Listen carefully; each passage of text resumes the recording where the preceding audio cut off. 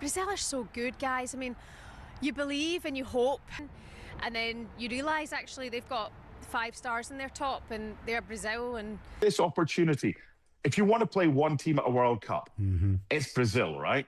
And we've game was atrocious, but I think the carnival atmosphere of the Brazilians were fantastic. This country has won 5 World Cups, and they haven't always been the favorite for those World Cups. And right all the time, but one thing this country knows how to do is win this thing. So I think that's what... Ronaldinho, gol de Brasil. Brasil le gana a la Argentina por 3-0. Historic occasion in Miami, didn't quite go according to plan.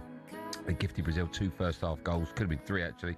Eventually losing the game 3-0. Let's bring in a somber, seething, and most likely sunburnt TalkSport Scotland. Oh dear, look at the frown on her. Turn it upside down, Shaban. Good morning. Good morning, Andy. Good morning, Benty. Benty, I swear we spoke about 5 minutes ago when you were on drive. Yeah, we did, yeah. We've not been to bed. Well, I must have lost the plot somewhere along the way, and in that time Scotland got battered by Brazil. So yeah, I've had better nights. I'll be honest with you, it's been better. Where did you watch the game last night? I was pitch side. Literally, wow. You know when Vinicius Jr. scored his second goal? The second one, in fact it was his third goal, but it was the one that wasn't disallowed. He came up and he did this little dance in front of the fans. It was literally right in front of me, and I took a little video of it, and I thought, oh my God, like Vinicius Jr.'s right there. He's just one man, you know, he's just one person, but wow, he's an incredible person, and he's right there. And we were not good enough against Brazil. Again, a sloppy start from us, conceding a goal 6 minutes in, a defensive error, an individual mistake. Brazil are so good, guys. I mean, you believe and you hope, and it's the hope that kills you. And you go into this game, you're with the Tartan Army, and you're thinking, we can do this, we can get something from this.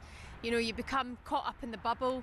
And the World Cup energy, and the fact that Scotland have got an incredible fan base, and we've got a good team, and that maybe we could nick something. And then you realise actually they've got 5 stars in their top, and they're Brazil, and maybe actually we got what we deserved, we got what was coming for us, maybe, which is sad. It's sad, but the fact that we still have a chance of going through is quite incredible. Tell me, what was that about? Well, the game, or just in general? Whatever you want to talk about. Game was atrocious, but I think the carnival atmosphere of the Brazilians were fantastic. I thought we were... I'd love to see a goal. We never got a goal, but overall it was fine, brilliant. I love that you've just literally switched allegiances to Brazil. I've upcycled a bit, I'm not gonna lie, mine wasn't real. So I've kind of upcycled mine to a Brazilian real one potentially, so I think I've done alright out of it. I'm from Argentina. Where? Argentina. Oh, Argentina? Is that what we call Argentina it? wearing a Brazil shirt. Yeah, my wife is Brazilian, my friend is Brazilian. They did a bit of brainwashing, so here I am with a Brazil shirt. What did you Just make? today. Oh, just today. What did you make of Scotland's performance? I think you could have fought a little more, but it wasn't that bad. It was okay. Are you sure about that? Yeah. Aww. Really? I'm gonna cry. Yeah, it's true. I believe it. I think you gave away the first ball, and then the game spiritually changed. If you hadn't given it away, you would have beaten now again. Can this Brazil team win the World Cup? Brazil can always win the World Cup. It's the hope that kills us, isn't it? No, we're hopeful we'll get through. The boys put on a brave show too, but Brazil are just a different class. Yeah. Is this what we expected, really? I mean, we had belief. We all came and expected to win, as we always do. But yeah, we'll be back again. Yeah. We are having a terrible time now. Like, this is terrible. I mean, it's Brazil, to be honest with you. I mean, you know, you got to have the expectations there. So, you know, I think everyone had a great time. They're all going to go out, have fun, spill into the bars, have a good time in Miami, and that's what it's really all about. just being part of that. You've got your Brazil jersey on. I bought a Brazil jersey last night and got for my daughter. Just to have this opportunity. If you want to play one team at a World Cup, it's Brazil, right? And we've played them a lot, but most of us haven't had the chance to be there in person. So memories to last a lifetime, but getting to see Vinny, that the will next continue. Brazilian superstar. Like, Look, I mean, increases in noise last night was when Neymar got called over by Ancelotti to come on. This is what the World Cup is about. And by the way, there was one period in the second half where it was Neymar and Vinny Jr. against Celtic's backup right back, Anthony Ralston. God love the World Cup.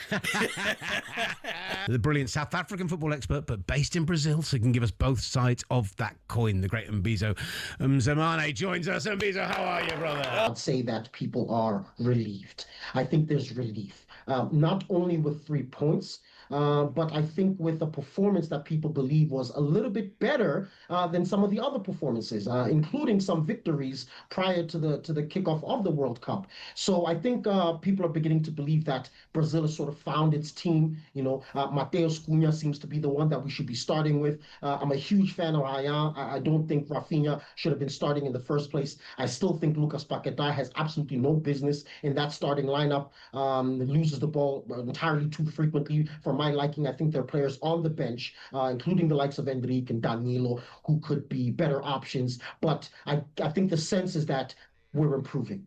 The sense is that it's getting better. And so because of that, I think they're experiencing something Bafana fans often experience, which is a resurgence of hope. Okay, whether that will end in pain, I don't know. I hope not. But there's a resurgence of this hope and this belief that it is World Cup and this is Brazil. And things may not be going right all the time, but one thing this country knows how to do is win this thing. So I think that's what the feeling is down here.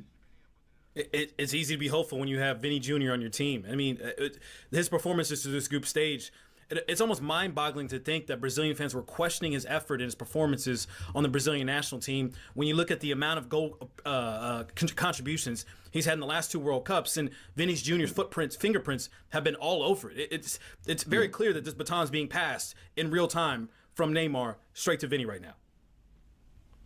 Yeah, absolutely right. Absolutely right. I think the frustration from Brazilian fans wasn't necessarily with his performance per se, but with his statistical output, right? I think people were frustrated at the fact that he's not as prolific as he could be with the Brazilian squad. He's not as prolific as he could be, or rather as he is with Real Madrid. So I think that was the frustration. So what I think people felt when they saw his performance yesterday was that he's beginning to reach the peaks that he deserves. He's beginning to reach the peak that demonstrates who he really is and what kind of player he is. And I mean, wonderful goals. And again, even when he's not scoring, of course, he's participating. He's problematic to any winger who's on that side. He comes into the inside more recently, right, under Ancelotti. So it was an extremely dynamic performance. I think the worry is that, how is the collective? And I think that is also the frustration down here. The collective doesn't quite match his talents. But yesterday,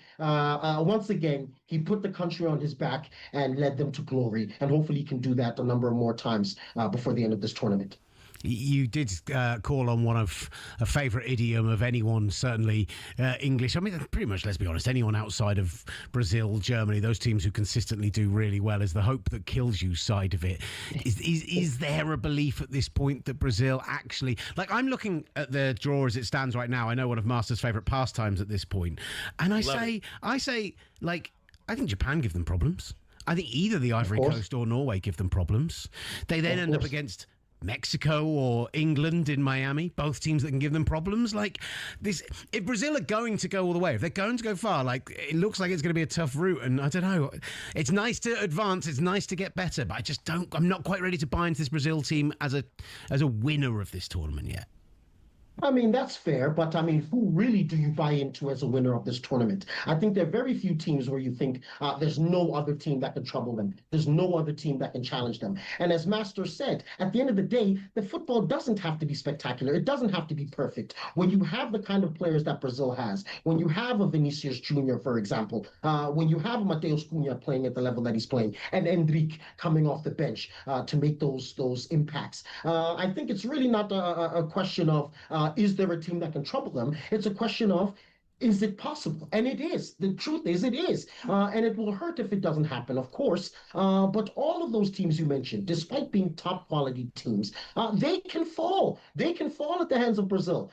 Can they beat Brazil? Potentially, yes. But this This country has won 5 World Cups, and they haven't always been the favorite for those World Cups. Sometimes people have said, this is not the year. They're not going to do it. They've left so-and-so behind. They left Romario behind. They left this player behind. And they've come out and they've done it. Ronaldo won this thing without any knees. And yes, we're talking about phenomenal. But we're talking about a country that simply knows how to win. And any Brazilian can pretend to not want to win, to not buy into it. But whenever kickoff comes around, I'm telling you that this place stops.